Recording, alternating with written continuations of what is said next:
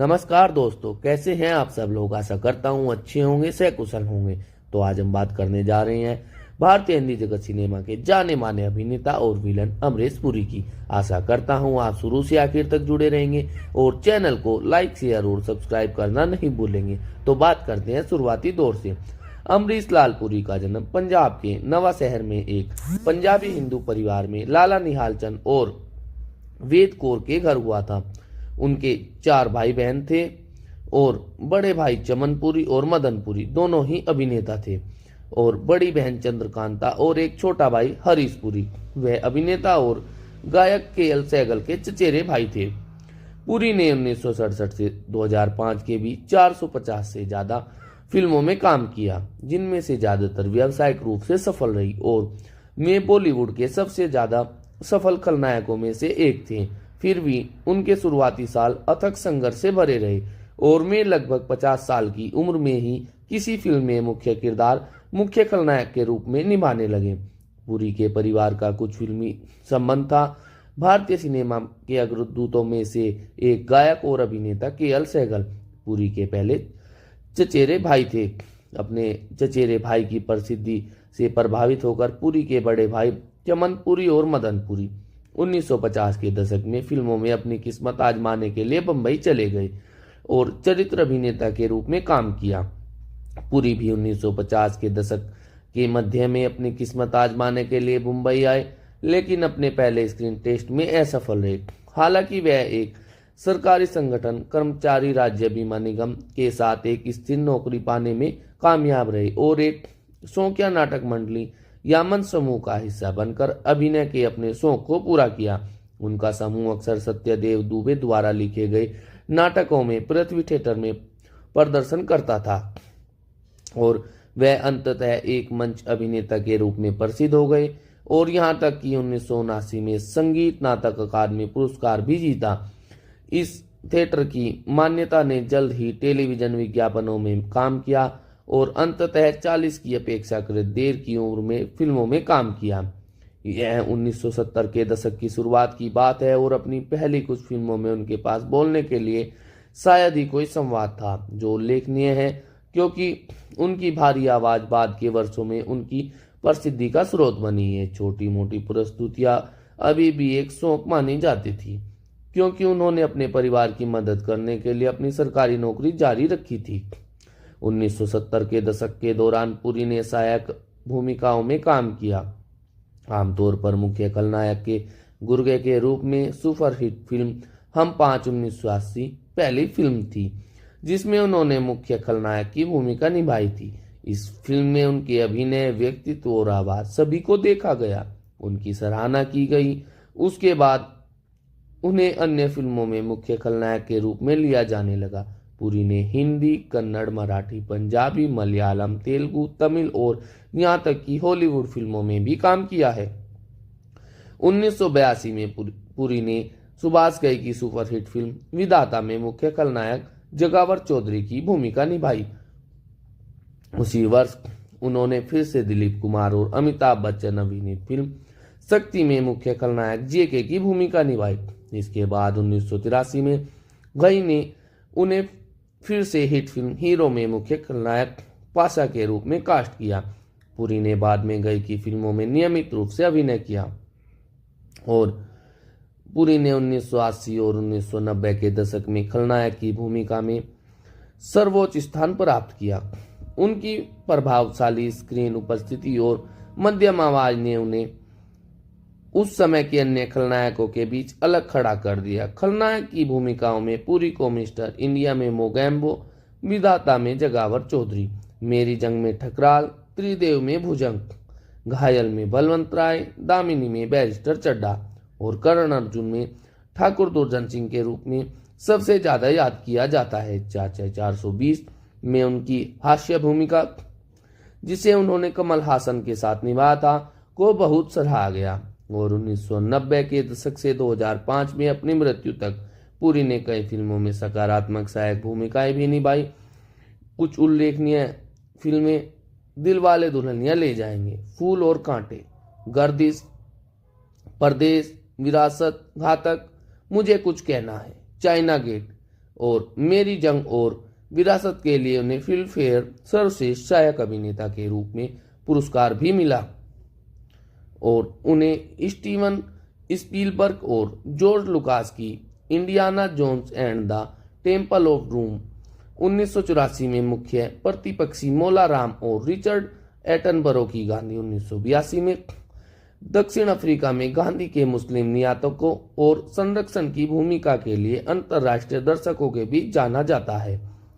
Indiana Jones के लिए उन्होंने अपना सिर मुंडवा लिया और इसने ऐसा प्रभाव पैदा किया कि उन्होंने उसके बाद भी अपना सिर मुंडवाए रखा। उनके गंजे पतले बादबे की फिल्मों में खलनायक के रूप में अलग अलग लुक के साथ प्रयोग करने की सुविधा दी और बहुत कम लोग जानते हैं कि उसके बाद हर फिल्म में पुरी ने विग पहना हुआ था।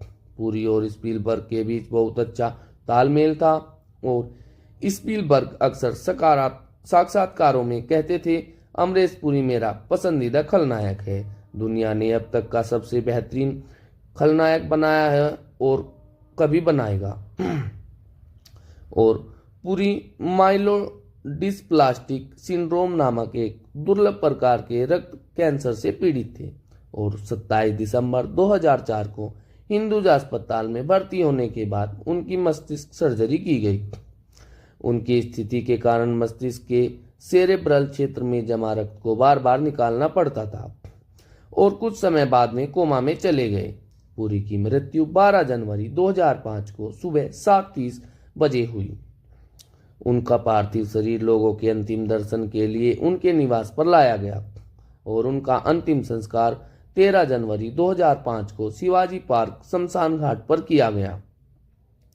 और अपने जीवन में उन्होंने जो फिल्में की उनसे कुछ पुरस्कार भी जीते, जैसे 1968 में महाराष्ट्र राज्य नाटक, 1979 में रंगमंच के लिए संगीत नाटक अकादमी पुरस्कार, 1986 में सर्वश्रेष्ठ सहायक अभिनेता के लिए फिल्म फेयर पुरस्कार फिल्म मेरी जंग के लिए, 1991 में महाराष्ट्र राज्य गोरखपुर घटक, 1997 में सर्वश्रेष्ठ सहायक अभिनेता के लिए स्टार स्क्रीन अवार्ड, सर्वश्रेष्ठ सहायक अभिनेता के लिए स्क्रीन अवार्ड फिल्म घातक के लिए, 1997 में सर्वश्रेष्ठ सहायक अभिनेता के लिए फिल्म फेयर पुरस्कार फिल्म घातक, 1998 सर्वश्रेष्ठ सहायक अभिनेता के लिए फिल्म फेयर पुरस्कार विरासत और 1998 सर्वश्रेष्ठ सहायक अभिनेता के लिए स्क्रीन अवार्ड फिल्म विरासत के लिए।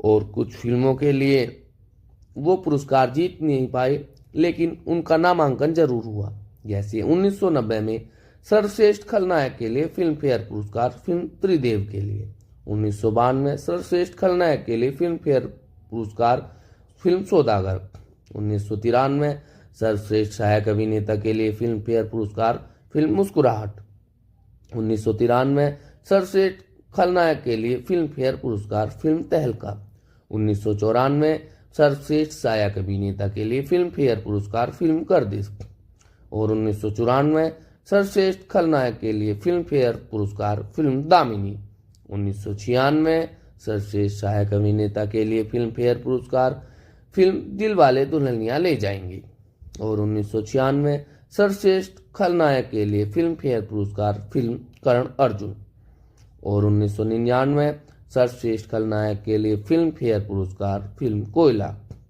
और वर्ष 2000 सर्वश्रेष्ठ खलनायक के लिए फिल्म फेयर पुरस्कार फिल्म बादशाह, 2002 सर्वश्रेष्ठ खलनायक का फिल्म फेयर पुरस्कार फिल्म गदर एक प्रेम कथा और वर्ष 2000 नकारात्मक भूमिका में सर्वश्रेष्ठ अभिनेता के लिए जी सिने पुरस्कार फिल्म बादशाह के लिए और 2000 नकारात्मक भूमिका में सर्वश्रेष्ठ अभिनेता के लिए जी सिने पुरस्कार फिल्म ताल और वर्ष 2002 नकारात्मक भूमिका में सर्वश्रेष्ठ अभिनेता के लिए जी सिने पुरस्कार फिल्म गदर एक प्रेम कथा।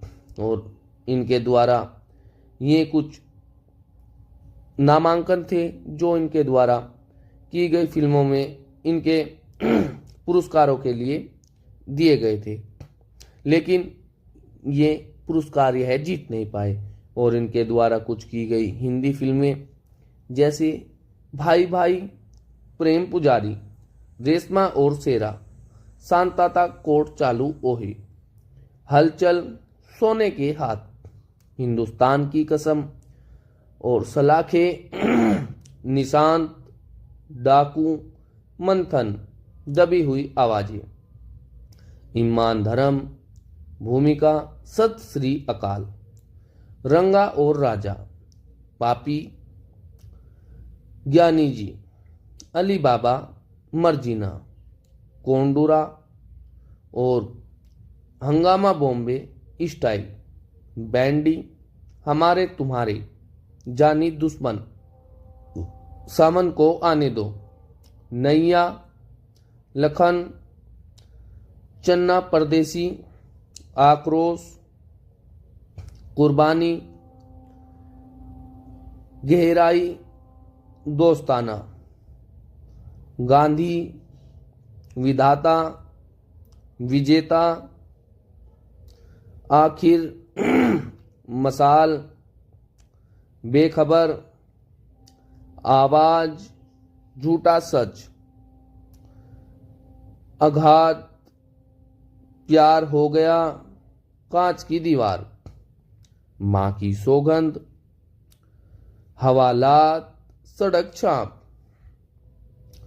रुखसत, जन्म जन्म, दयावान, जादूगर, राम लखन, तेजा, त्रिनेत्र, अजूबा,